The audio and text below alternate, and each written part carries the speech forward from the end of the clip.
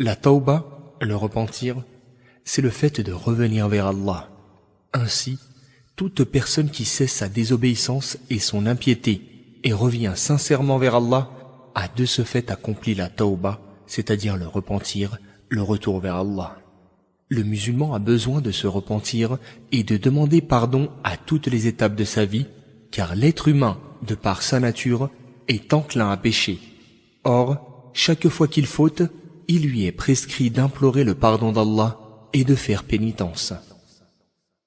Quelles sont les conditions d'un repentir sincère? Se repentir de toutes les fautes dont l'impiété et le polythéisme exigent la réalisation d'un ensemble de conditions afin que le repentir soit acceptable et valable. Au nombre de ces conditions, il y a, premièrement, la cessation du péché.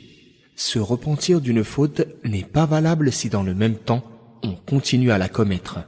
En revanche, si on fait à nouveau le péché après qu'on ait fait un repentir valable et correct, alors le repentir précédent n'est pas annulé. Il faudra seulement un nouveau repentir et ainsi de suite chaque fois qu'on retombe dans le péché. Deuxièmement, regretter les fautes et péchés passés. On ne peut concevoir de tawba, de repentir, que d'une personne qui éprouve des remords, de la tristesse et de l'affliction pour les péchés qu'elle a commis. N'est pas considéré comme ayant des regrets et donc repentant celui qui parle de ses anciens péchés et qui en fait un sujet de fierté ou s'en vante. Voilà pourquoi le prophète, paix et salut d'Allah sur lui, a dit « Le regret est un repentir ». Hadith rapporté par Ibn Majah. Troisièmement, prendre la ferme résolution de ne pas recommencer.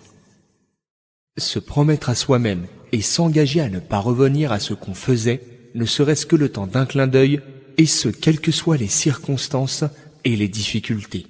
Le prophète, paix et salut d'Allah sur lui, a dit « Celui qui possède 3 choses goûtera grâce à elles à la saveur suave de la foi. » Parmi elles, il cita « Détester retomber dans l'impiété après qu'Allah l'en a délivré, autant qu'on déteste d'être précipité dans le feu. » Hadith rapporté par Al-Bukhari et Muslim. Si la personne a l'intention de revenir au péché après son repentir, celui-ci n'est alors pas valable.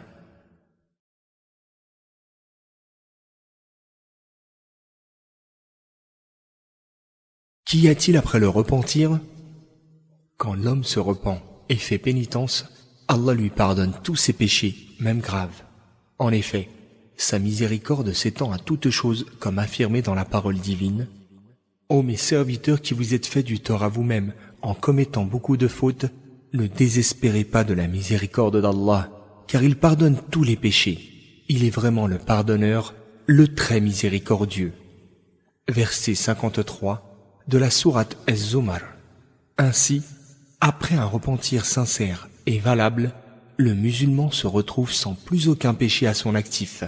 Mieux encore, Allah qu'il soit exalté, accorde un avantage extraordinaire à ceux qui sont véridiques, pleins d'humilité, de recueillement et qui regrettent amèrement. Il transforme leurs mauvaises actions en bonnes actions, conformément à la parole d'Allah. Sauf ceux qui se repentent, ont la foi et accomplissent le bien. Voilà ceux à qui Allah changera les mauvaises actions en bonnes actions. Allah est pardonneur et miséricordieux. Verset 70 de la sourate Le Discernement. Celui qui est dans une telle situation devrait préserver ce repentir-là et sacrifier ce qui est cher et a de la valeur afin de ne pas tomber dans les pièges du diable qui mènent à la récidive.